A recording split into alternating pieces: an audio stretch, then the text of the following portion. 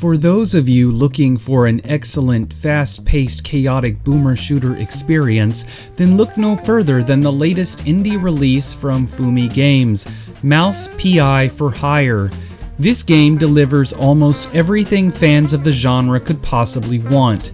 Tight gameplay, satisfying movement mechanics, imaginative weapons, stylish black and white cartoon visuals, memorable characters, entertaining combat encounters, and a genuinely charming noir atmosphere. Unfortunately, that's precisely the problem. Because for serious intellectual gamers such as myself and sophisticated intellectuals who understand the deeper artistic complexities of media, well, this review is for you. If your game is not actively challenging my emotional understanding of the human condition the way Charlie Kaufman's Synecdoche, New York did after my second divorce, then frankly, why even make games at all? During my 14 hours with Mouse P.I for Hire, I couldn't help but notice something deeply troubling, which left me with a severe sense of confusion. There are simply too many mice. This creates what I call species fatigue. The developers seem almost obsessed with mice to an uncomfortable degree. It's almost as if the developers forgot they made the main character a mouse, and then accidentally made every other character a mouse too. It borders on propaganda. Now I understand some defenders will say, but the game is literally called Mouse P.I for Hire. And yes, technically that is true, but good art is supposed to subvert expectations, not deliver exactly what was advertised in the title. Imagine if Call of Duty actually contained calls of duty. It would feel incredibly lazy and kind of disgusting. The complete lack of humans, or honestly any other species at all, reveals the one-dimensionality of the developer's worldview. It's simply unrealistic that in this densely populated city, every single citizen would either be a mouse, a rat, or a shrew.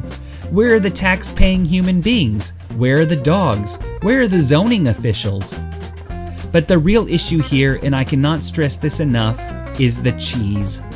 This game contains an absolutely irresponsible amount of cheese references.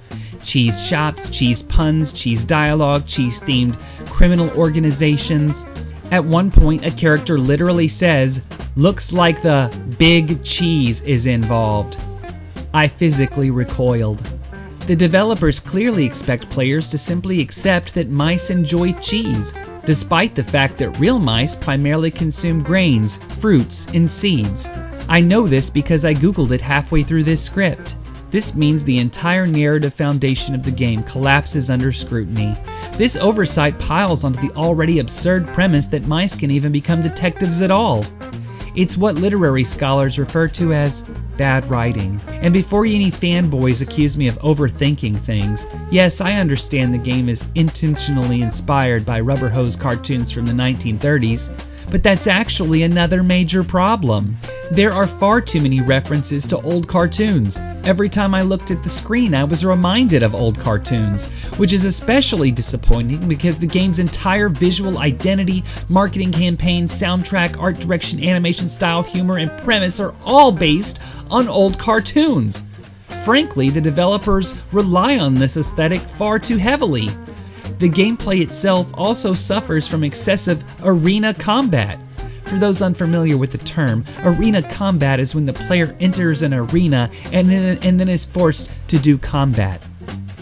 This quickly becomes repetitive after the 17th consecutive time I voluntarily continued playing this game. Another major issue is the soundtrack. The jazz music sounds too jazzy. At times I genuinely felt I was inside a noir-inspired cartoon world, which completely destroyed my immersion. The weapons and items also feel wildly unrealistic. For example, spinach gives you muscles, yet contains no protein. Alcohol restores health, but would actually kill someone who drank that much in real life. And my biggest complaint is that the cartoon shotgun sounds exactly like a cartoon shotgun. Every gun in this game functions exactly as the developers intended, and honestly, I found that deeply immersion breaking. Now to be fair, from a pure gameplay perspective, Mouse P.I for Hire successfully accomplishes literally every single thing that it sets out to do. The movement is fluid, the combat is satisfying, the writing is charming, the visual style is unique, the world building is memorable, and the pacing is excellent. But Games Journalist is more about simply evaluating whether a game is good. It's about finding as many problems as we can. And I found several. For instance, why are there no union regulations preventing mice from becoming private investigators to begin with? This creates enormous lore inconsistencies. The game also completely ignores the socioeconomic implications of a cheese-based economy. Apparently, we're just supposed to accept that society functions this way. It's lazy writing. At one point, I actually caught myself having fun. Thankfully, a cutscene immediately interrupted that experience with another exhausting cheese pun. Now, some gamers online have accused outlets like ours of being pretentious, which is frankly absurd. Just because I use the phrase post-ironic ludonarrative dissonance like 17 times throughout my review does not make me pretentious. It makes me educated. Let me stress something very clearly. From a gameplay and story perspective, this game literally accomplishes every single thing it sets out to do. It gives players exactly what was advertised.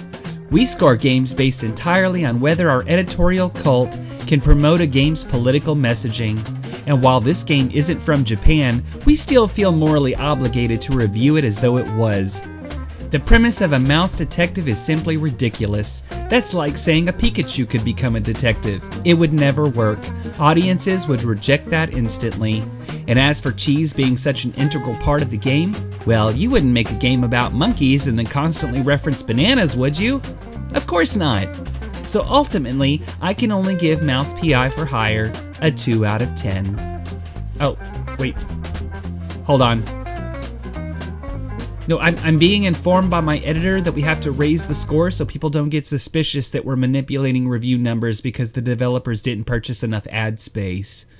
So, after further consideration, Mouse for P.I. for Hire receives a 6 out of 10. I'm Song Monkey, reminding you that fun is subjective, but my opinions are objectively correct. And for everything gaming news, keep it tuned right here to MGN.